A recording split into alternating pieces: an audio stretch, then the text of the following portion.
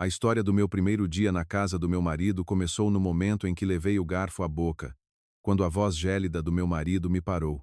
Esperei um instante e levantei-me decididamente da mesa. A partir daquele dia, nunca mais comeria uma migalha na sua casa. Proponho que descubram como tudo aconteceu. Exatamente às 5h00 da manhã, o despertador do telemóvel tocou. Levantei-me a contragosto, vesti um casaco leve e agarrei nas chaves do carro que estavam na mesinha. Hoje era o meu primeiro dia como nora na família do Rodrigo. De acordo com o plano previamente acordado antes do casamento, a família do noivo organizaria um almoço festivo. Um almoço para 5 grandes mesas, para convidar todos os parentes para um banquete familiar. O céu lá fora ainda estava negro. Fui diretamente ao mercado municipal de Lisboa. De manhã cedo estava bastante frio. No talho familiar da tia Fernanda, levantei 3 kg de entrecosto de porco, 2 kg de lombo de novilho e um grande pedaço de perna de porco desossada. Pegando no telemóvel, transferi 350 euros através da aplicação do Millennium BCP. Depois disso, fui à peixaria, onde comprei mais 3 kg de camarão tigre grande e 2 robalos enormes, que pesavam no total quase 5 kg. A bagageira do carro encheu-se rapidamente com legumes, ervas aromáticas e frutas para a sobremesa. Os custos totais para o banquete de hoje rondaram os 1.500 euros. Tinha levantado todo este montante da minha conta pessoal na noite anterior. Por volta das 7h30 da manhã, estacionei no pátio da casa do Rodrigo. Era uma antiga casa de tijolo de 2 andares numa ruela estreita de Amadora. Os seus portões altos estavam firmemente fechados. Abri o portão pequeno com a minha chave e, a respirar com dificuldade, arrastei todos os sacos para a cozinha.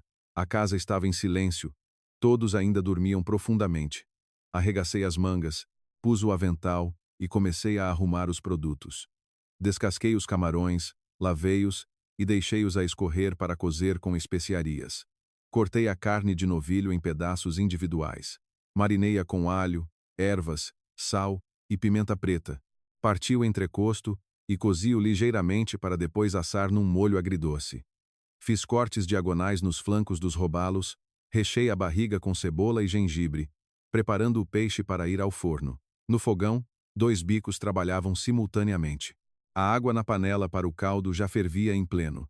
O suor brotava-me na testa. Eu limpava-o constantemente com a mão, continuando a cortar cenouras e cogumelos finamente para o recheio dos crepes.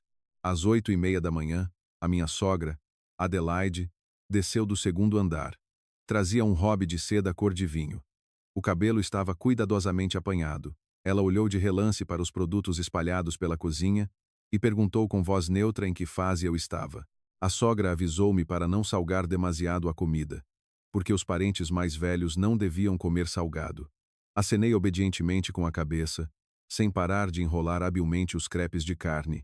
Ao mesmo tempo, a Marta, a irmã mais nova do Rodrigo, entrou na cozinha a arrastar os chinelos. De pijama. Abriu o frigorífico, tirou um iogurte, espetou uma palhinha e foi direta para a sala de estar. A Marta atirou uma almofada do sofá para o lado, esparramou-se no sofá e esticou-se para o comando para ligar um canal de música. Nenhuma pergunta. Nenhuma tentativa de ajudar ou arrumar. Eu continuei a fritar crepes. O crepitar do óleo a ferver abafava os sons da televisão da sala. Às 10h00 da manhã, o Rodrigo acordou. Desceu as escadas com a roupa de casa amarrotada, a bocejar ruidosamente. O Rodrigo foi ao lavatório, salpicou água na cara para despertar. Depois, entrou na cozinha e olhou em redor. Agarrou numa fatia de fiambre recém-cortada do prato e meteu-a na boca, a mastigar ruidosamente. O Rodrigo disse-me para me despachar. Os convidados chegariam às 11h00. A mesa tinha de estar posta na perfeição, senão as pessoas iam rir-se. Respondi-lhe brevemente para ir para a sala, arrumar as cadeiras e preparar o serviço de chá.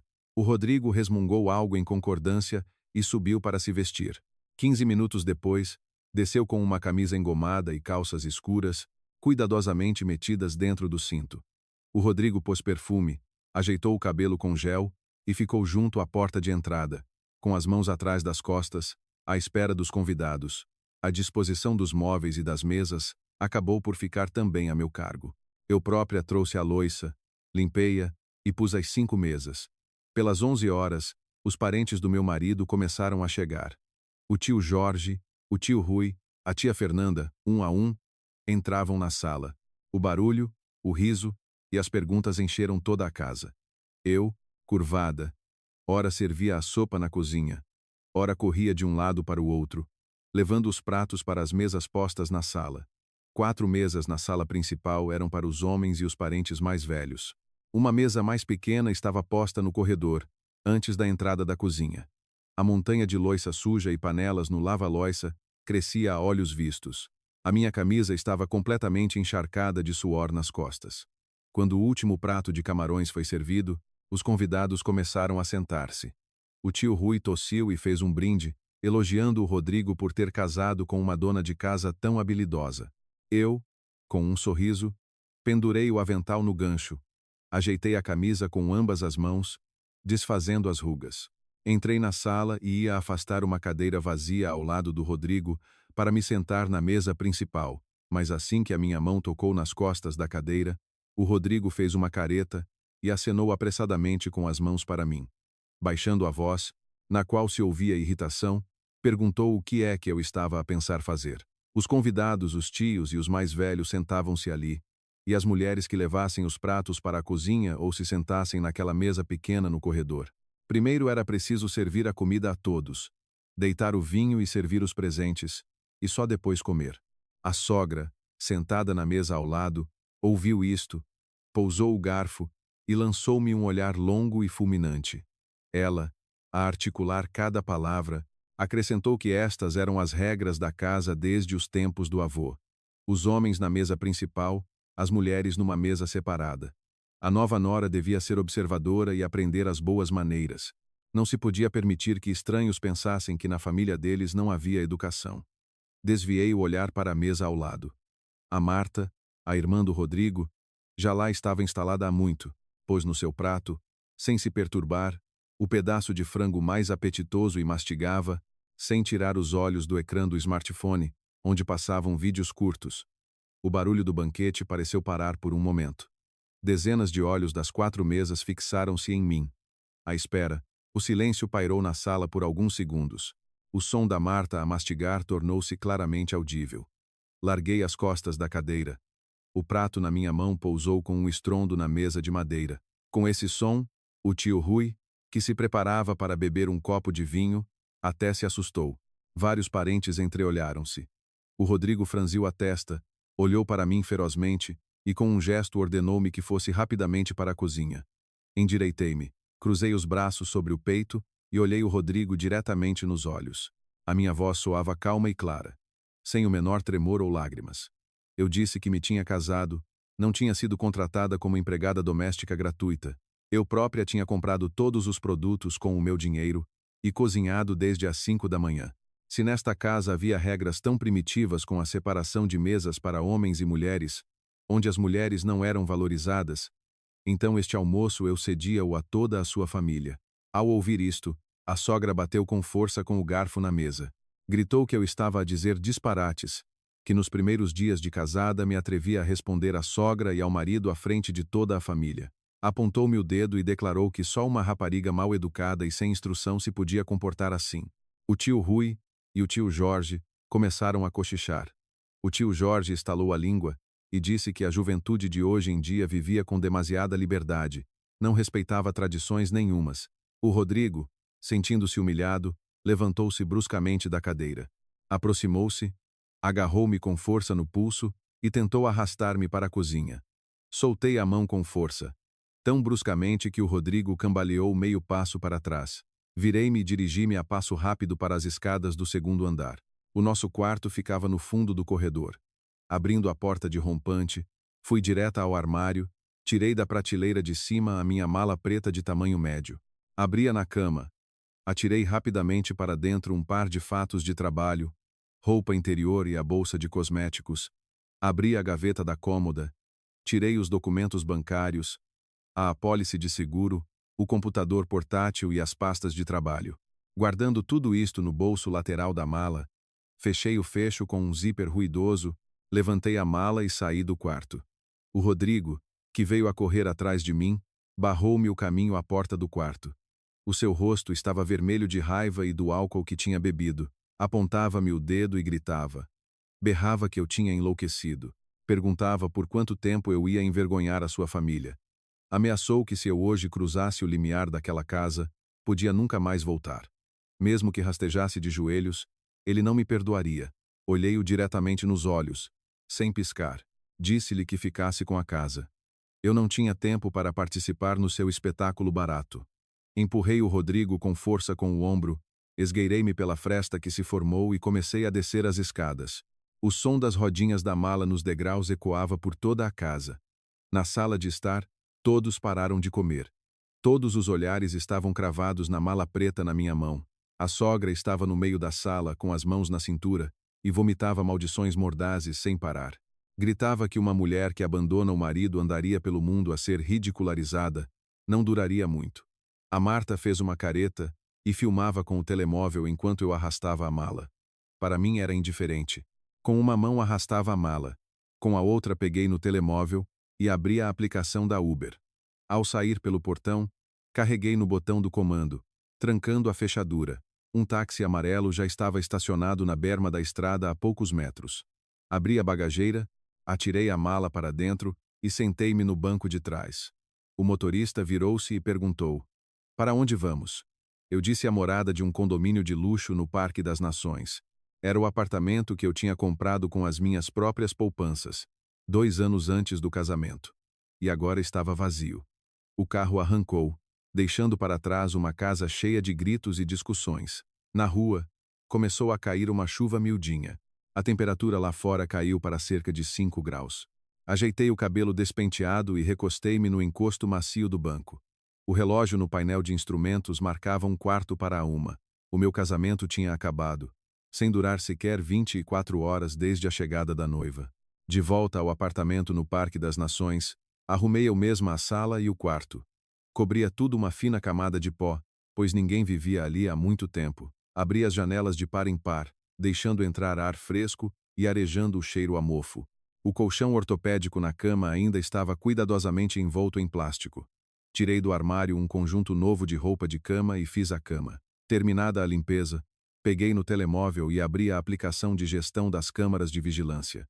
Antes do casamento, para garantir a segurança da casa do Rodrigo, que ficava numa ruela isolada, paguei do meu bolso 600 euros pela instalação de 4 câmaras de infravermelhos. Uma no portão, uma na sala, uma na cozinha e uma na varanda. Cliquei na janela da câmara da sala. A imagem era muito nítida. O som era transmitido de forma impecável. No ecrã via-se que as mesas já estavam arrumadas. A louça suja amontoava-se numa pilha altíssima no chão da cozinha, à espera de ser lavada. Na sala, a sogra estava sentada numa poltrona, a beber chá. O seu rosto ainda expressava raiva. À sua volta sentavam-se o tio Rui, o tio Jorge e alguns parentes próximos. O Rodrigo estava sentado em frente, com uma perna sobre a outra, a fumar e a soltar densas nuvens de fumo. A sogra pousou a chávena na mesa com um estrondo. Com uma voz estridente, queixava-se da nora atrevida que lhe tinha calhado. Mal se lhe dizia uma palavra, ela respondia logo. Queixava-se aos parentes que, desde que entrei na família deles, me comportei de forma arrogante, achando-me melhor que os outros. Porque eu tinha algum dinheiro, ela declarou com confiança que uma divorciada como eu, mais cedo ou mais tarde, enfrentaria a vergonha e a humilhação. O tio Jorge, sentado ao lado, acenava concordando. Com um ar de homem experiente, argumentava que uma mulher que abandona o marido tem má reputação, a sociedade vai rir-se dela, aconselhou a sogra a acalmar-se, garantindo que tudo se resolveria. A família precisava de ser firme para dar uma lição a tal nora. O Rodrigo deu uma passa profunda e apagou o cigarro no cinzeiro de vidro. Sorriu, fez um gesto de desdém e disse para ninguém se preocupar. O Rodrigo declarou em voz alta, perante toda a família, que eu estava apenas a fazer birras estúpidas. Afirmou com autoconfiança que, no máximo em 3 dias, eu voltaria a arrastar a minha mala, cairia de joelhos e pediria desculpa a cada membro da família. O Rodrigo dizia que, por mais dinheiro que uma mulher tivesse, precisava sempre de um ombro masculino. E ao perder o marido, ela perdia tudo.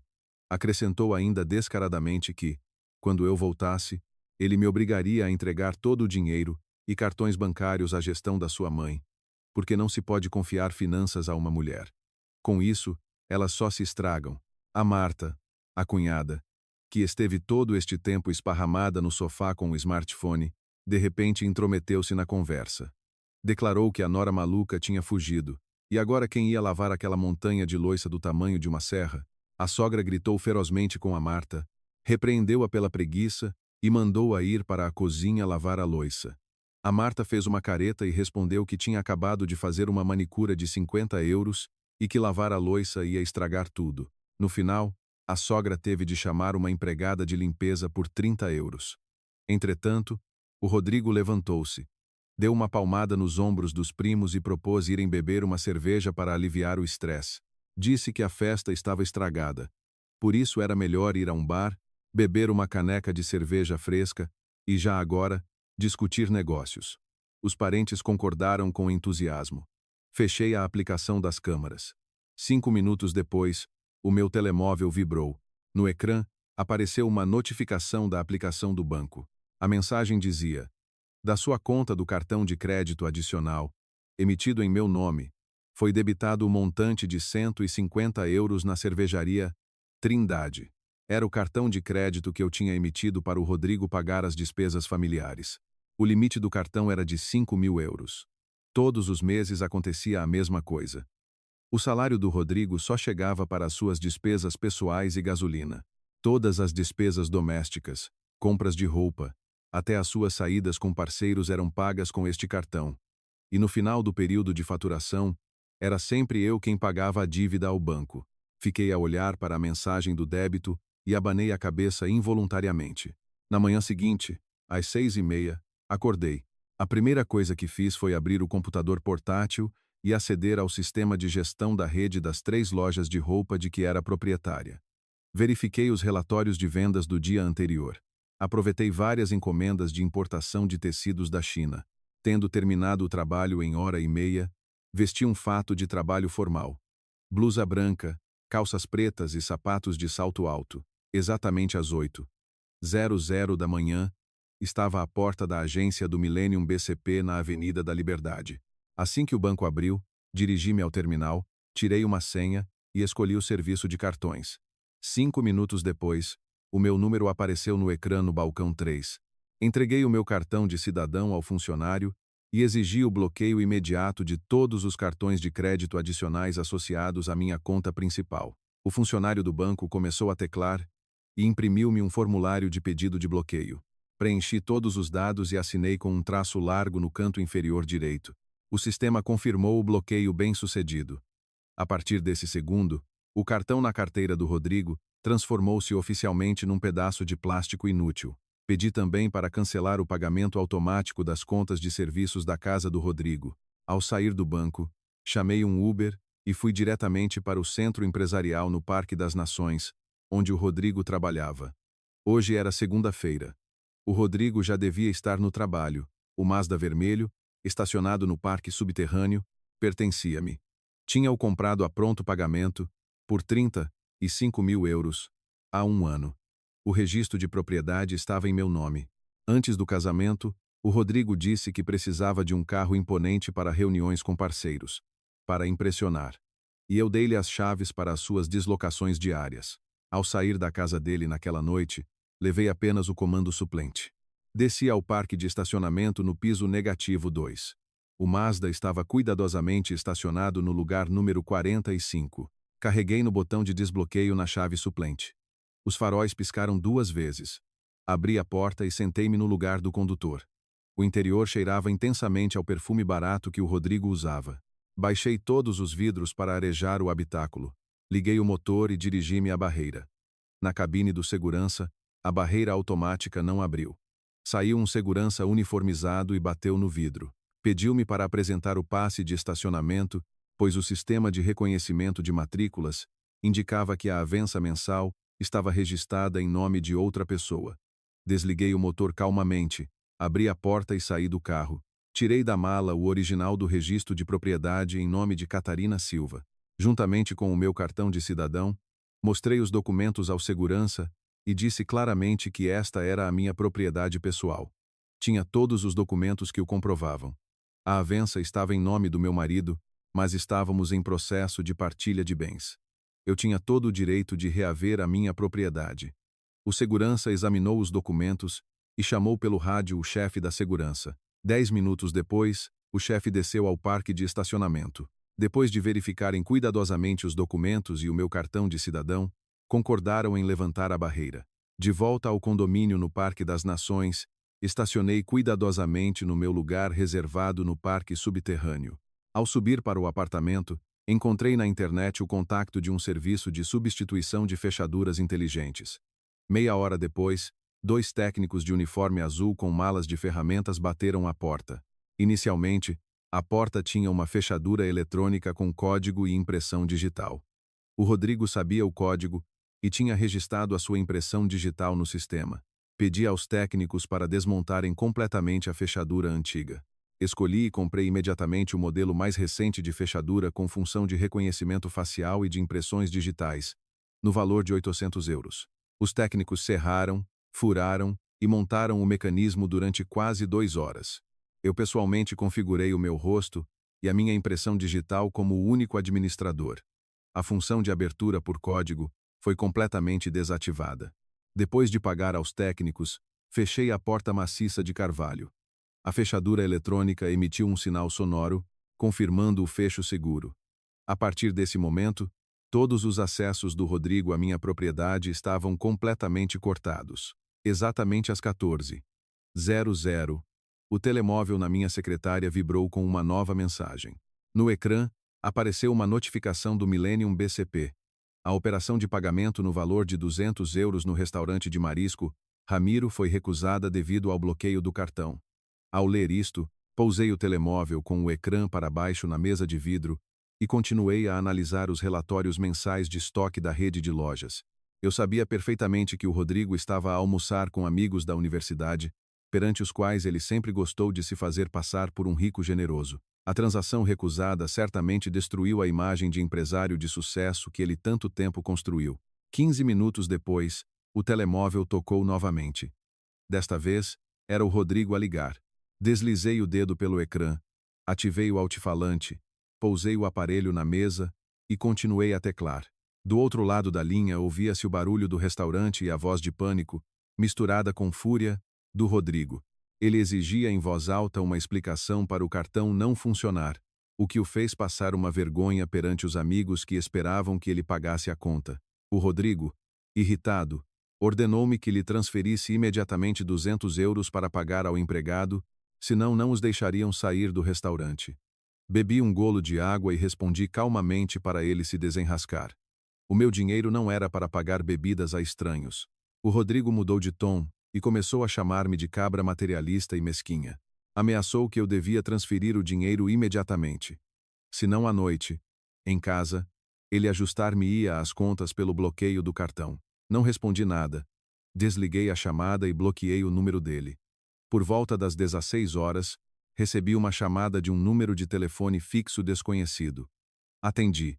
Era o segurança do centro empresarial onde o Rodrigo trabalhava. Informou-me que o Rodrigo tinha feito um escândalo no parque de estacionamento subterrâneo por não encontrar o seu Mazda vermelho.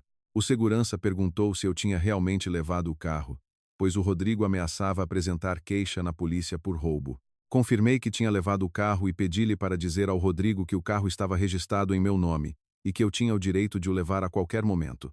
Se ele quisesse chamar a polícia, força. Passados alguns minutos, o Rodrigo voltou a ligar-me do telemóvel de um colega. Assim que ouviu a minha voz, começou a gritar. Perguntava onde eu tinha escondido o carro, exigia que parasse com aquele circo. Ele precisava do carro para reuniões com parceiros. Sem ele, os parceiros pensariam que a empresa não era séria, e todo o seu negócio ruiria. Respondi brevemente que andava no meu carro e guardava o meu dinheiro. Se ele precisava de um carro para reuniões, que comprasse um com o seu dinheiro. O Rodrigo insistia teimosamente que éramos marido e mulher. Os bens eram comuns e eu não tinha o direito de agir por conta própria. Lembrei ao Rodrigo que tinha comprado o carro a pronto pagamento antes do registro do casamento. Durante todo o ano, os documentos estiveram sempre em meu nome, e o carro não tinha nada a ver com ele. Dito isto, Desliguei o telemóvel, devolvendo o silêncio ao meu escritório. Na noite do mesmo dia, depois de jantar, sentei-me a rever o plano de marketing para a nova coleção. Por volta das 20h00, o telemóvel, sincronizado com a campainha inteligente, vibrou. Abri a aplicação da câmara. O Rodrigo estava no corredor com um saco de plástico com os seus pertences. O seu rosto estava vermelho. Cheirava a álcool. Ele carregou no painel, introduzindo o código. O sistema emitiu um longo sinal de erro. O Rodrigo tentou mais 2 vezes. A porta não cedia. Tentou colocar o dedo, mas o leitor dava constantemente acesso negado. Percebendo que a fechadura tinha sido completamente substituída e que já não havia buraco de fechadura, o Rodrigo, furioso, deu um pontapé na porta pesada. Começou a esmurrá-la, gritando o meu nome em voz alta, exigindo que abrisse imediatamente, senão ele faria a porta em pedaços. O vizinho do apartamento em frente, ao ouvir o barulho, abriu a porta e espreitou. O homem franziu a testa e chamou a atenção do Rodrigo, pedindo-lhe para manter o silêncio na casa. O Rodrigo, ao ver o descontentamento do vizinho, baixou o volume e pegou no telemóvel para me ligar. Naturalmente, o seu número estava bloqueado. Depois de andar de um lado para o outro a porta por mais 10 minutos sem sucesso, o Rodrigo virou-se. Resmungou algo para si mesmo e arrastou-se com o saco para o elevador. Através das câmaras de vigilância do prédio, vi como um Rodrigo desanimado saía da entrada, chamava um táxi barato pela aplicação e partia para a sua ruela, para a casa da mãe. Desliguei a câmara e continuei a trabalhar no plano para o dia seguinte. Às 8h00 da manhã de terça-feira, cheguei ao escritório principal da minha rede de lojas, localizado no 5º andar de um edifício na Avenida da Liberdade. A primeira coisa que fiz foi ligar pelo telefone interno para a Carla, a contabilista-chefe. A Carla tratava de toda a minha contabilidade, desde o negócio de retalho aos investimentos pessoais, nos últimos 3 anos. 10 minutos depois, a Carla entrou no escritório com um computador portátil e várias pastas. Com um gesto, convidei-a a sentar-se à minha frente, pedindo-lhe para extrair todo o histórico de transações das minhas 3 contas bancárias pessoais dos últimos 2 anos. O foco principal devia ser nas transferências e débitos de cartões de crédito relacionados com o nome do Rodrigo e membros da sua família. A Carla abriu o programa de contabilidade, sincronizado com os extratos eletrônicos. O clique suave do rato ecoava ritmicamente no silêncio do escritório. A Carla imprimiu 2 pilhas grossas de folhas A4 e colocou-as na mesa. Pegamos em marcadores e começamos a classificar as operações. A oferta, marcamos as despesas domésticas gerais e a compra de móveis para a casa da sogra. A amarelo, os montantes que o Rodrigo pedia sob o pretexto de investimentos, compra de ações ou aplicações em negócios. A rosa, o dinheiro transferido diretamente para a conta da sua irmã Marta, sob o pretexto de pagar cursos de inglês, comprar um computador portátil ou simplesmente para despesas mensais. No total, as operações a amarelo e rosa ultrapassaram a marca dos 40 mil euros em menos de 2 anos. Na 15ª página, a Carla parou de repente, franziu a testa e apontou com a caneta para uma série de pagamentos regulares. Inclinei-me, a olhar atentamente para as linhas pretas no papel. Regularmente, uma vez por mês, saía da minha conta pessoal uma transferência fixa para uma conta no Activo Bank. O nome da beneficiária era Beatriz Santos. O montante das transferências variava entre 250 e 750 euros todos os meses. A descrição do pagamento, que o próprio Rodrigo inseria a partir do meu telemóvel, era sempre vaga: despesas do mês ou empréstimo para negócios. Pedi a Carla para filtrar no sistema todas as transferências em nome de Beatriz Santos. O resultado foi claríssimo. Nos últimos 18 meses, o montante total que o Rodrigo transferiu por conta própria da minha conta para esta mulher foi de 10 mil euros. Nunca tinha ouvido o Rodrigo mencionar nenhuma amiga, parente ou parceira de negócios chamada Beatriz. Nos jantares e encontros com amigos, para onde o Rodrigo me levava para eu pagar as contas, também nunca houve nenhuma Beatriz. Dobrei a impressão e instruí a Carla para compilar imediatamente todas as operações a amarelo e rosa numa tabela detalhada do Excel. Data, montante, descrição do pagamento deviam ser claramente registrados e guardados em formato PDF. Quanto aos 10 mil euros para a Beatriz Santos, Ordenei que fossem guardados num ficheiro de provas separado, anexando capturas de ecrã de cada transferência. Tendo terminado a verificação às 11h00, liguei pelo telefone fixo para o advogado, Dr. Nuno, que tratava dos assuntos jurídicos do meu negócio. Marquei uma reunião com ele no seu escritório para as 14h00. Informei-o brevemente por telefone que precisava de preparar os documentos para o divórcio e, ao mesmo tempo, consultar sobre o procedimento para intentar uma ação cível de cobrança de fundos que foram emprestados ou desviados indevidamente antes do casamento. O doutor Nuno concordou imediatamente e pediu-me para levar a certidão de casamento, os documentos da propriedade pessoal e os extratos bancários recém-compilados. Guardei cuidadosamente os documentos na mala e tranquei a gaveta da secretária. O divórcio não é apenas uma assinatura num papel no tribunal. Eu precisava de recuperar cada cêntimo ganho com o meu suor e sangue. Ao almoço, não descansei, mas abri o computador portátil para procurar informações.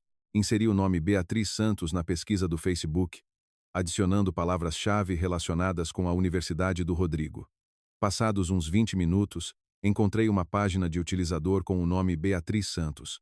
Na foto de perfil estava uma mulher de cerca de 30 anos, a segurar uma criança de uns 3 anos. O mais notável era que, na lista de amigos em comum na sua página, estava o Miguel. O Miguel tinha sido colega de curso do Rodrigo e por vezes ia à minha boutique comprar roupa para a mulher. Liguei para o Miguel. Combinei encontrar-me com ele num café no Chiado, perto do meu escritório. À tarde, o café estava bastante vazio. Exatamente à 1h da tarde, o Miguel entrou pela porta com uma camisa leve de manga curta. Pedi-lhe um café com gelo e fui direta ao assunto. Coloquei na mesa a impressão da foto da página da Beatriz e o extrato bancário com as transferências mensais destacadas. Pedi ao Miguel para me contar honestamente sobre a verdadeira relação do Rodrigo e daquela mulher. O Miguel olhou para o extrato, bebeu um golo de café e começou lentamente a contar a história. Ele confirmou que a Beatriz era a ex-namorada do Rodrigo dos tempos de estudante. Eles amaram-se muito durante os 4 anos de curso, mas depois separaram-se, porque a Beatriz considerou o Rodrigo pobre e sem ambição.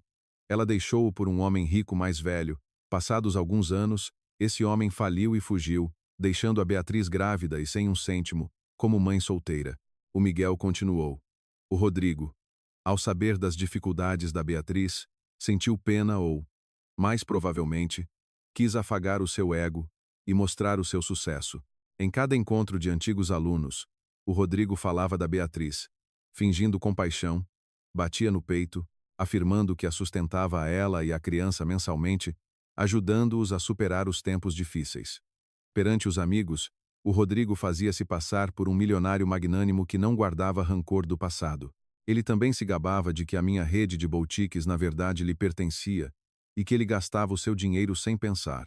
O Miguel confessou que todos os amigos consideravam o Rodrigo incrivelmente bem-sucedido e admiravam a sua nobreza para com a ex-namorada. Ninguém fazia ideia de que o dinheiro saía da minha conta. Guardei os documentos na mala. Paguei a conta e agradeci ao Miguel. O puzzle estava completo. O Rodrigo não era apenas um patriarcal amante de exibições baratas, mas também um vigarista que usava o dinheiro da futura esposa para comprar respeito e satisfazer o seu amor próprio masculino. Às 14h00, cheguei ao escritório do advogado Dr. Nuno. Coloquei sobre a mesa todos os documentos. A certidão de casamento, o registro de propriedade do apartamento, o registro do carro e o relatório financeiro detalhado da Carla. Recontei tudo em pormenor, desde o conflito na primeira noite até a descoberta das transferências suspeitas para a ex-namorada. O doutor Nuno examinou atentamente cada página. Acenando continuamente com a cabeça, confirmou que a minha posição jurídica era muito forte. Todos os bens de maior valor foram adquiridos antes do casamento e estavam em meu nome. As transferências para a Beatriz e para a família do Rodrigo tinham rastros bancários claros, e eram uma excelente base para uma ação cível por enriquecimento sem causa ou cobrança de dívida. Instruí o doutor Nuno a preparar imediatamente o pedido de divórcio.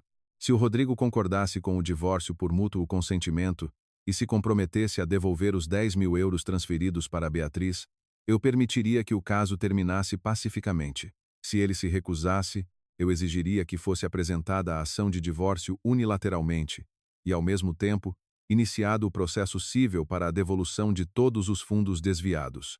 O doutor Nuno aceitou a incumbência e prometeu preparar os documentos no prazo de um dia. Saí do escritório do advogado, entrei no carro e fui direta aos armazéns para verificar os horários de entrega. O meu negócio não podia parar por causa de um casamento que durou menos de um dia. 3 dias após o incidente, começou uma promoção de coleções na minha rede de lojas.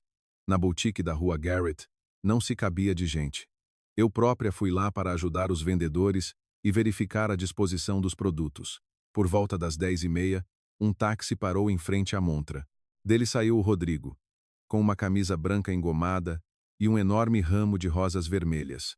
Ajeitou o colarinho, pôs um sorriso confiante e empurrou a porta de vidro. Ao ver-me junto ao expositor de camisas masculinas, o Rodrigo aproximou-se a passo rápido. Falava propositadamente alto para que os clientes e o pessoal o pudessem ouvir. Com um tom ligeiramente repreensivo, disse: "Onde é que te meteste estes dias?" O telemóvel desligado. A família toda está preocupada. Estendendo o ramo, acrescentou que naquele dia havia muitos convidados. Ele tinha bebido demais e não controlou as suas palavras, o que me ofendeu. O Rodrigo baixou a voz e disse que a mãe, em casa, percebeu que não tinha razão. Ela era uma pessoa antiga, conservadora, e pedia para não guardar rancor por causa daquelas mesas separadas. Marido e mulher devem resolver os problemas a portas fechadas e não fugir com uma mala, dando aso a mexericos. Eu não aceitei as flores. O meu olhar percorreu as rosas, cujas pétalas já começavam a murchar nas bordas. Era óbvio que eram flores de saldo, compradas à pressa numa passagem subterrânea, e não os caros ramos importados que ele costumava encomendar com o meu cartão de crédito. Chamei a gerente para ficar na loja, e com um aceno de cabeça, mandei o Rodrigo seguir-me para o armazém para não incomodar os clientes. Assim que a porta do armazém se fechou atrás de nós, o Rodrigo mudou bruscamente de tom. Atirou o ramo para uma caixa de cartão e sentou-se numa cadeira de plástico. O Rodrigo começou a queixar-se de que, sem carro, era terrivelmente inconveniente, os parceiros estavam descontentes, o negócio parecia pouco profissional. Depois, passou para o cartão de crédito bloqueado. O Rodrigo declarou que precisava urgentemente de 15.000 euros para o sinal de uma nova remessa de mercadorias. O bloqueio do cartão paralisava o trabalho e ameaçava com enormes prejuízos. Pedia-me para ligar para o banco e desbloquear o cartão imediatamente. A discussão, ele estava generosamente disposto a esquecer, e à noite, eu devia levar as minhas coisas de volta para a casa da sogra, pedir desculpa ao jantar, e com isso tudo terminaria. Liguei discretamente o gravador do telemóvel e pousei-o numa caixa. Cruzando os braços sobre o peito, olhei-o nos olhos e pedi-lhe para especificar a quem eu devia pedir desculpa. E com que base devia dar-lhe dinheiro para uma mercadoria qualquer? Nesse momento, no bolso do Rodrigo, o telemóvel tocou. No ecrã apareceu mãe. O Rodrigo atendeu, ativando maquinalmente o altifalante. Do altifalante saiu a voz estridente da sogra. Ela ensinava o filho a ser mais firme. Primeiro, bajula-a para ela voltar. E depois, aos poucos, tira-lhe os cartões. Não se pode dar a uma mulher poder sobre o dinheiro. A sogra também o instruiu a tirar-me as chaves do Mazda, porque durante o dia a Marta precisava do carro para ir ao aniversário de uma amiga. Para impressionar, o Rodrigo desligou apressadamente o altifalante e, a desculpar-se, disse que a mãe estava apenas a brincar. Não demonstrei qualquer raiva. Peguei num post-it, escrevi a morada de um café conhecido no Chiado, e a hora, 10:00 do dia seguinte. Estendendo o papel ao Rodrigo, disse que hoje na loja havia muito trabalho e eu não tinha tempo para conversar. Marquei um encontro com ele para a manhã seguinte, para resolvermos definitivamente as questões do dinheiro e do nosso futuro. O Rodrigo, pensando que eu tinha amolecido e estava disposta a um compromisso, acenou alegremente com a cabeça, prometendo ser pontual, e saiu da loja com um ar presunçoso, sem esquecer de levar as suas rosas murchas. Fiquei a observá-lo pela montra. Carreguei no botão para guardar a gravação, preparando-me para o encontro decisivo de amanhã. Exatamente às 10:00 da manhã, eu estava no café no Chiado. O Rodrigo atrasou-se 15 minutos. Afastou a cadeira, sentou-se à minha frente e pediu um smoothie. Assim que o empregado se afastou, o Rodrigo começou a derramar um mar de palavras doces. Disse que tinha pensado a noite toda e percebeu o seu erro quando gritou comigo no dia do casamento. Falou das dificuldades no negócio, de como os parceiros tinham congelado o dinheiro da mercadoria e que ele precisava urgentemente de 15.000 euros para se safar. Suplicou que eu desbloqueasse o cartão, prometendo devolver tudo com juros. O Rodrigo esticou-se sobre a mesa, tentando pegar na minha mão, sem parar de falar sobre o nosso futuro brilhante em conjunto. Afastei a mão e abri o fecho da minha mala. Uma pasta cuidadosamente organizada, contendo o pedido de divórcio por mútuo consentimento e o extrato do banco com carimbo vermelho, foi colocada na mesa de vidro. Empurrei os papéis na direção do Rodrigo, mandando-o ler atentamente a 15ª página. O Rodrigo franziu a testa, pegou na folha de papel, e a sua expressão facial começou a mudar de curiosidade para uma palidez mortal, quando viu o nome Beatriz Santos e a lista de transações regulares. Apontei com o dedo para o valor de 10.000 euros, destacado com marcador, e com um tom frio, exigi uma explicação sobre com que base ele sustentava a ex-namorada sob o pretexto de empréstimos para o negócio. Percebendo que era inútil negar, o Rodrigo atirou os papéis para a mesa. O seu falso arrependimento evaporou-se, dando lugar ao ódio e à fúria. Começou a chamar-me em voz alta de cabra traiçoeira, que contava cada cêntimo do marido. Insistia teimosamente que apenas tinha emprestado aquele dinheiro e que um dia o devolveria. Um homem deve ajudar os amigos, e eu não tinha o direito de me meter nisso. Apontou-me o dedo, declarando que uma criatura tão calculista ficaria sozinha para o resto da vida. Ao ouvir isto, peguei no copo de água gelada e atirei-lhe diretamente à cara. A água molhou a sua camisa branca e o cabelo penteado. Ajeitei o colarinho do meu casaco, levantei-me e, articulando cada palavra, declarei que ia apresentar a ação de divórcio unilateralmente e iniciar um processo judicial para a cobrança de todo o dinheiro que ele me roubou.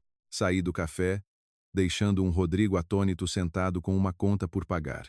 2 dias após o encontro no café, começou a promoção sazonal na minha rede de lojas. A boutique na rua Garrett estava a abarrotar por volta das 15 horas. Quando eu estava a verificar o programa da Caixa, ouviu-se um grito selvagem à entrada.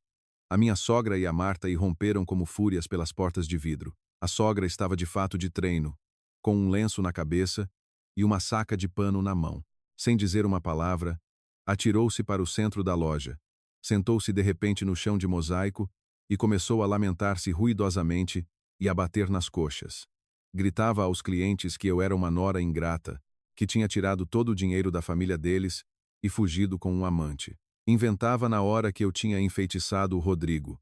O obriguei a comprar-me um carro e um apartamento, e depois de lhe sugar todo o sumo, o tinha posto na rua sem piedade. A Marta estava ao lado e filmava tudo com o telemóvel, gritando que a dona da loja era uma vigarista, vendia imitações e tinha levado a família do marido à ruína. Os clientes curiosos começaram a juntar-se em círculo. Alguns largaram as suas coisas nos expositores e pegaram nos telemóveis para filmar. O funcionamento da loja foi completamente paralisado. A gerente e 2 seguranças correram para as separar, exigindo que mantivessem a ordem.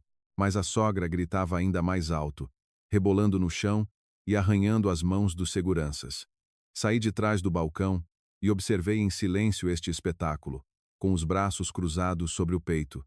Com um sinal, ordenei à gerente que não interviesse, e à caixa, que trancasse a caixa registradora em segurança. Pegando no telemóvel, disquei o número da esquadra da PSP, informei brevemente que um grupo de pessoas estava a perturbar a ordem pública e a impedir a atividade comercial legítima em tal e tal morada, e exigi que enviassem uma patrulha. Terminada a conversa, puxei uma cadeira, sentei-me à entrada do armazém e esperei calmamente. A sogra, percebendo que eu não ia discutir com ela, levantou-se de um salto e tentou arrancar-me o telemóvel, mas o segurança barrou-lhe o caminho a tempo. A loja estava num alvoroço terrível. Não passaram nem 15 minutos quando um carro da polícia parou à entrada. 2 agentes da polícia entraram e ordenaram que a multidão se dispersasse. Os polícias começaram rapidamente a elaborar um auto de ocorrência por perturbação da ordem. A sogra, ao ver os uniformes, mudou imediatamente de tática e tentou fazer-se de vítima, a soluçar e a afirmar que era um conflito familiar, que eu tinha roubado o dinheiro do filho dela e que ela tinha vindo procurar justiça. O agente ordenou firmemente a todos os envolvidos: incluindo a mim, a sogra, a Marta e a gerente, que se dirigissem à esquadra para esclarecimentos. Na esquadra, tirei da mala uma pasta de documentos previamente preparada. Coloquei na mesa o meu cartão de cidadão, a certidão de registro da empresa, os registros de propriedade e o registro do automóvel. Tudo estava em meu nome. Expliquei claramente ao agente da polícia que todos os bens foram adquiridos antes do casamento. Depois, abri o WhatsApp e mostrei a conversa com as ameaças do Rodrigo e a gravação de áudio onde a sogra incita o filho a roubar os meus cartões bancários. Ao ver as provas irrefutáveis, o polícia repreendeu severamente a sogra e a Marta. Explicou-lhes que as suas ações se qualificavam como desordem pública e que as falsas acusações num estabelecimento comercial alheio podiam acarretar graves consequências administrativas. A sogra sentou-se num banco de madeira, pálida como um lençol, sem se atrever a dizer uma palavra. A Marta também baixou a cabeça e escondeu o telemóvel na mala. O polícia imprimiu um termo de responsabilidade, exigindo que ambas as mulheres assinassem, comprometendo-se a não se aproximarem mais da minha loja. Em caso de reincidência, já lhe seria instaurado um processo-crime. A sogra, com a mão a tremer, assinou o papel. Terminadas as formalidades, pedi autorização para sair para continuar o trabalho. Ao sair da esquadra, vi a sogra e a Marta a arrastarem-se em direção à paragem do autocarro. Da sua recente arrogância não restava nem vestígio. O problema foi resolvido legalmente, sem uma única palavra a mais. Na noite do mesmo dia, enquanto eu jantava, a contabilista Carla enviou-me uma captura de ecrã. A Marta tinha publicado um longo post na sua página do Facebook. Enxovalhava a nora que não chegou a ser, que, escudando-se no dinheiro, espezinhou a família do marido e os meteu na polícia. Nos comentários, vários parentes do marido concordavam, prometendo boicotar as minhas lojas e espalhar a história por todos os grupos locais para destruir o meu negócio. Li a mensagem e pousei o garfo. Discutir nas redes sociais não é o meu estilo. Abri o WhatsApp e encontrei um grupo chamado Família, criado pelo tio Rui para discutir os jantares de família, onde estavam cerca de 50 parentes do Rodrigo. Comecei a escrever uma nova mensagem. Primeiro, carreguei o ficheiro PDF com o extrato bancário, onde todas as despesas estavam destacadas. Depois, anexei as capturas de ecrã das mensagens do Rodrigo, onde ele pedia dinheiro para bebidas e me insultava. Por fim, adicionei as fotos dos recibos do pagamento dos cursos de inglês e da compra do computador portátil para a Marta no último ano, num total de quase 3.000 euros. Escrevi uma mensagem curta, informando a todos que tinha pedido o divórcio, pois não pretendia mais patrocinar o esbanjamento do Rodrigo e da sua família. Mencionei também as provas de que o Rodrigo gastava o dinheiro da esposa para sustentar uma ex-namorada. Aconselhei os tios e tias a examinarem atentamente os factos antes de tirarem conclusões, para não serem enganados. Ao carregar em enviar, saí imediatamente do grupo. 5 minutos depois, o meu telemóvel começou a explodir com chamadas de números desconhecidos, bem como do tio Rui e do tio Jorge. Ativei o modo de avião, cortando todas as ligações, e continuei a jantar tranquilamente. Na manhã seguinte, através do Miguel, soube que no grupo de família se tinha desencadeado uma tempestade. O tio Jorge, furioso, ligou à sogra e repreendeu-a, porque ela tinha pedido dinheiro emprestado aos parentes para um casamento de luxo, para impressionar. E afinal, tudo tinha sido pago pela nora. As tias e primas começaram a arrasar o Rodrigo, chamando-lhe de gigolô e vigarista. Toda a verdade veio à tona perante as mesmas pessoas cuja opinião a sogra tanto valorizava, e a imagem perfeita de uma família rica e respeitável desmoronou-se de um dia para o outro. Na quarta-feira, no dia seguinte à minha saída do grupo, fui ao escritório principal para verificar os documentos alfandegários. Terminada a verificação, servi um café preto e, pela última vez, abri a aplicação das câmaras de vigilância da casa do Rodrigo. A imagem estava nítida. A casa estava um caos completo. Na mesa de centro estavam espalhados recibos de dívidas. O tio Rui, o tio Jorge e a tia Fernanda estavam sentados no sofá.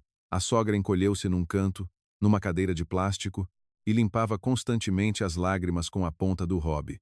O tio Jorge deu um murro na mesa e exigiu que a sogra lhe devolvesse imediatamente os 2.500 euros que ele tinha emprestado para a remodelação do quarto dos noivos. Declarou que não aceitava desculpas. porque os extratos no grupo mostravam claramente que a família dele simplesmente tirava dinheiro da nora. O tio Rui também levantou a voz, exigindo a devolução de 1.500 euros e das joias de ouro que a sogra tinha pedido emprestadas para a cerimônia. Repreendeu-a por ser conivente com o filho, que enganava os parentes e gastava dinheiro com uma amante. A sogra, a chorar, desculpava-se, dizendo que planeava pagar com o meu dinheiro depois do casamento. Mas como eu tinha fugido, não teve tempo de fazer nada. O tio Jorge cortou-a, dizendo que lhe dava 3 dias, senão viria com carregadores e levaria todos os eletrodomésticos como pagamento da dívida. Perto da hora do almoço, o Rodrigo entrou em casa de rompante.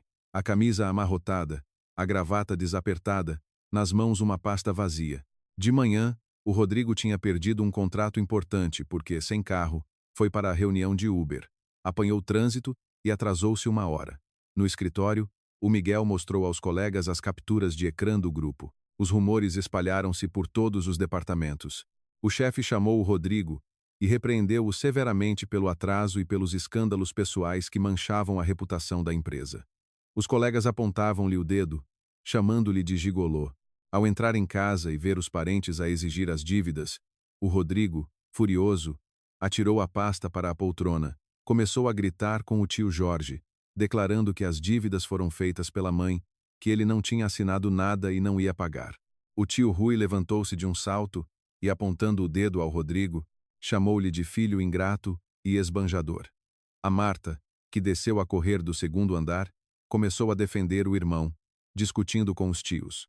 A sogra atirou-se para os separar e a casa mergulhou no caos. Os gritos ecoavam por toda a ruela. Olhei para o ecrã e depois carreguei no botão para remover os dispositivos da aplicação. A imagem e o som daquela casa desapareceram para sempre da minha vida. 2 dias após a discussão sobre as dívidas, recebi uma chamada de um número desconhecido.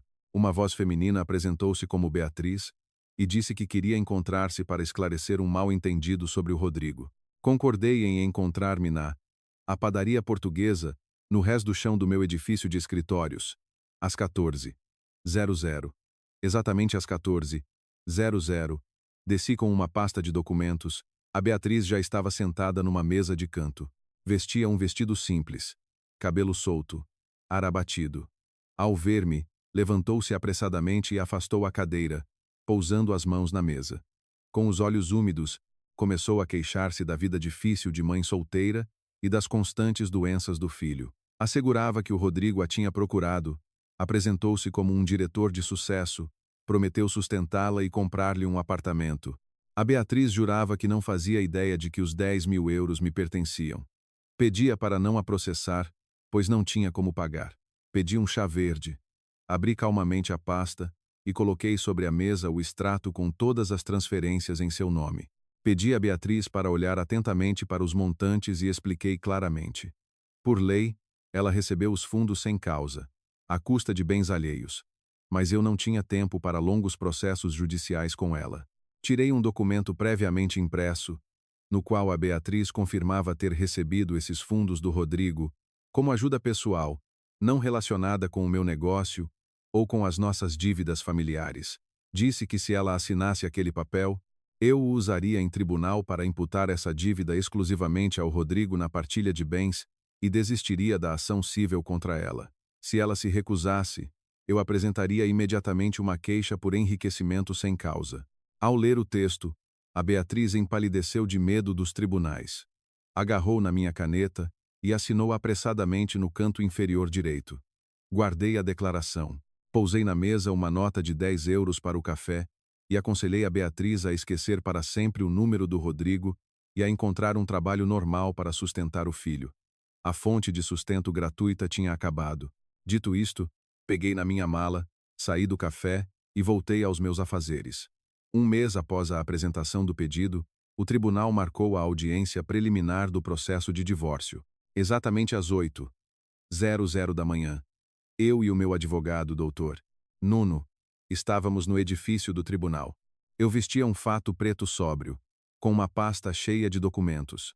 Cerca de 15 minutos depois, apareceram o Rodrigo e a sogra.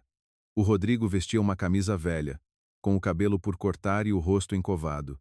A sogra vinha atrás, a fuzilá-lo com os olhos, mas não se atrevia a fazer um escândalo no tribunal. Na sala de audiências, o juiz leu o meu pedido de divórcio. Ao discutir a partilha de bens, o Rodrigo exigiu imediatamente a divisão da rede de lojas e do Mazda. Ele argumentava que, embora tudo estivesse em meu nome, o negócio desenvolveu-se enquanto namorávamos, e ele supostamente tinha investido muito esforço em consultoria e contactos com parceiros. O advogado Dr. Nuno apresentou os contra-argumentos. Colocou na mesa do juiz o registro da empresa de há 3 anos, o contrato de compra e venda do carro 10 meses antes do casamento. Todos os extratos provavam que o capital inicial veio dos meus pais, e o resto era lucro do negócio. O juiz pediu ao Rodrigo para apresentar provas dos seus investimentos ou documentos sobre a sua contribuição para o negócio. O Rodrigo começou a gaguejar, incapaz de mostrar um único papel. Em seguida, o Dr. Nuno juntou ao processo a declaração da Beatriz, o extrato da transferência de 10.000 euros e uma declaração da dívida do cartão de crédito de 5.000 euros que o Rodrigo tinha gasto antes do casamento. O advogado propôs um acordo. Se o Rodrigo assinasse o acordo de divórcio, renunciasse a quaisquer pretensões sobre os meus bens e assumisse a dívida do cartão de crédito, eu retiraria a exigência de devolução dos 10.000 euros. O juiz explicou ao Rodrigo a sua posição jurídica desfavorável.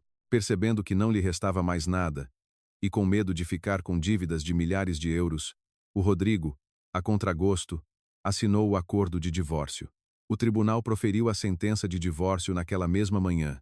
Saí do edifício do tribunal como uma mulher absolutamente livre. Algumas semanas após o tribunal, o Miguel ligou-me e convidou-me para um café, para me entregar uma decoração para a loja que a sua mulher tinha encomendado. Aproveitou para me contar a situação lamentável da família do Rodrigo. Ao sair do tribunal, o Rodrigo foi procurar consolo junto da Beatriz, mas o apartamento arrendado dela estava fechado. O senhorio disse que a Beatriz se tinha mudado há uma semana e voltado para sua cidade natal. O telemóvel estava indisponível. Percebendo que a amante só esteve com ele por dinheiro, o Rodrigo entrou em depressão e começou a beber em tascas baratas. A situação financeira da sua família tornou-se catastrófica. O banco ligava constantemente a exigir o pagamento da dívida do cartão de crédito. O seu mísero salário de empregado de escritório começou a ser penhorado. A sogra, não tendo a quem mais pedir, de coração apertado, vendeu todas as suas joias de ouro da juventude para pagar parte da dívida ao tio Jorge. Andava pela rua carrancuda, evitando os vizinhos. A arder de vergonha com os rumores de como tinham escorraçado de casa a nora rica. A Marta, privada das minhas injeções de crédito, foi forçada a ir trabalhar. Arranjou emprego como empregada de mesa num café. Habituada à preguiça e ao conforto, não aguentou o trabalho de pé. No segundo dia, derrubou um tabuleiro de café sobre um cliente. O dono exigiu que ela pagasse os danos. A Marta fez uma birra, atirou o avental e despediu-se.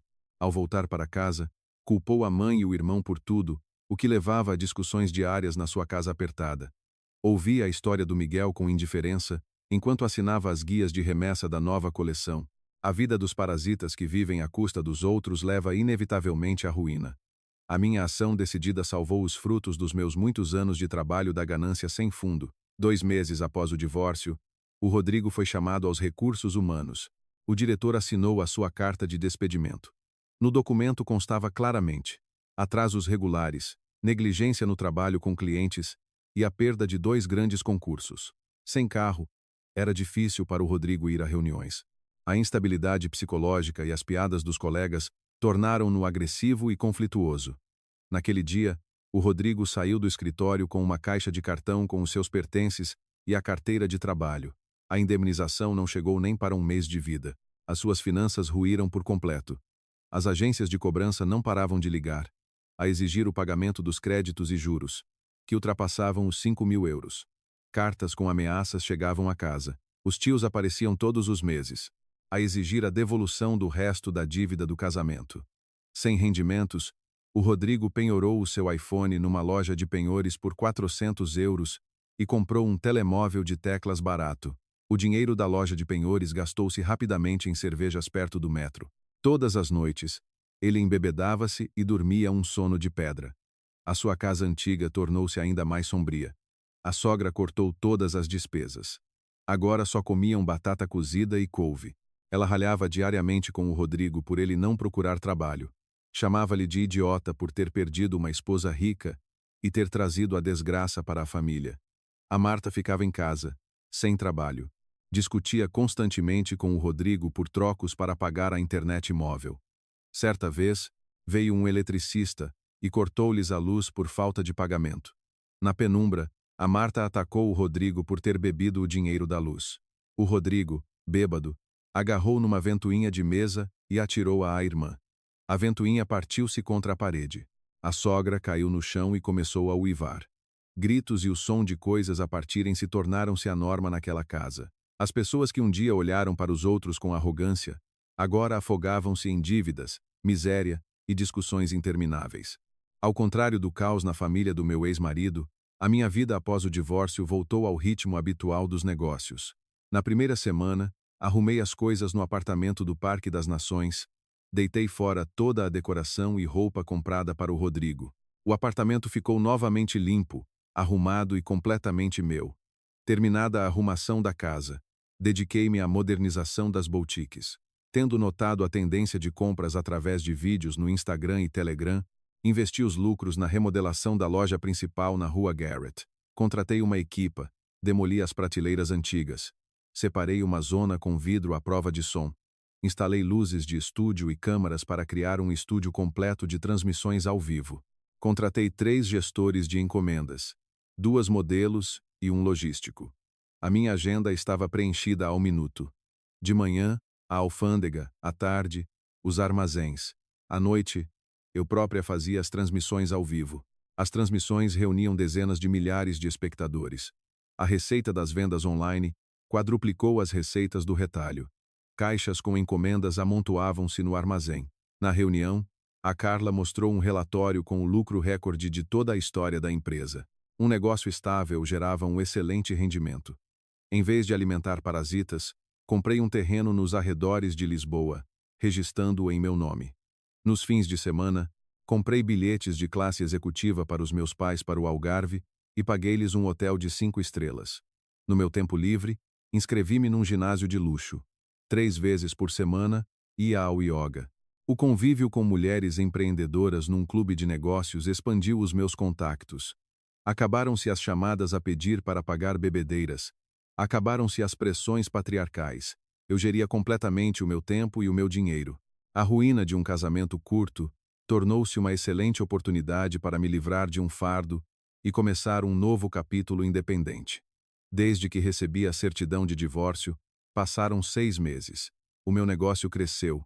Numa noite de sexta-feira, em meados de novembro, eu ia no meu Mazda vermelho de uma reunião onde tinha assinado com sucesso o contrato de arrendamento da 4ª boutique.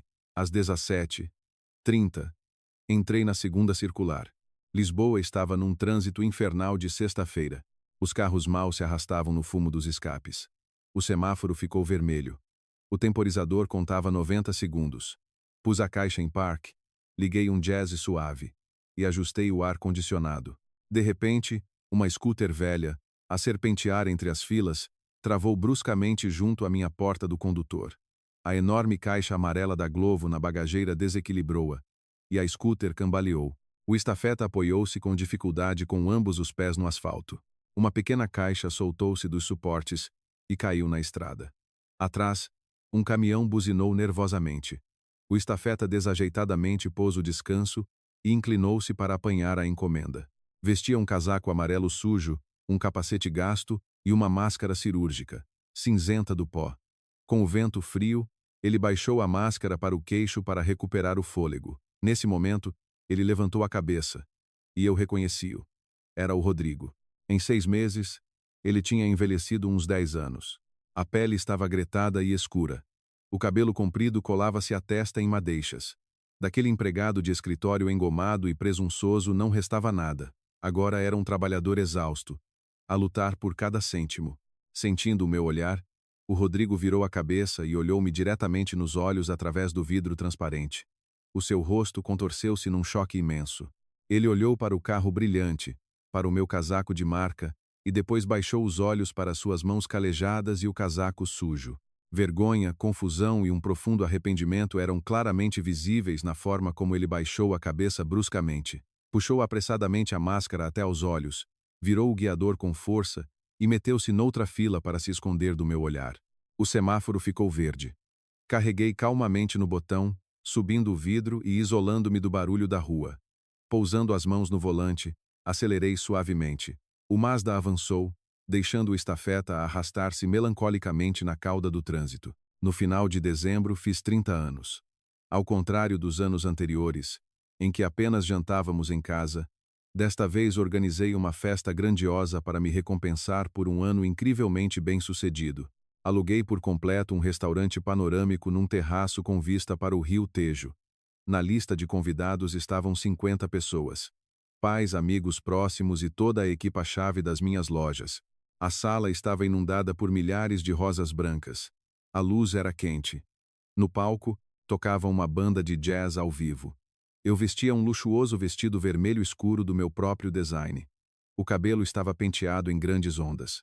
Às 19h00, o banquete começou. Eu estava no palco com um microfone, a agradecer de forma clara e pausada aos meus pais pelo apoio, e à equipa, pela dedicação e pelo incrível crescimento da empresa este ano. Os meus pais sentavam-se na mesa central e sorriam orgulhosamente. Uma salva de palmas percorreu a sala. Depois de cortar o bolo, entreguei pessoalmente envelopes com prêmios substanciais aos melhores funcionários. Os convidados levantaram os copos de vinho, desejando novos sucessos. O riso e o tilintar dos copos não pararam até às 23h00. Quando os últimos convidados se foram, fiquei sozinha na varanda, a respirar o ar gelado do rio. A olhar para as luzes da cidade noturna, recordava este ano turbulento.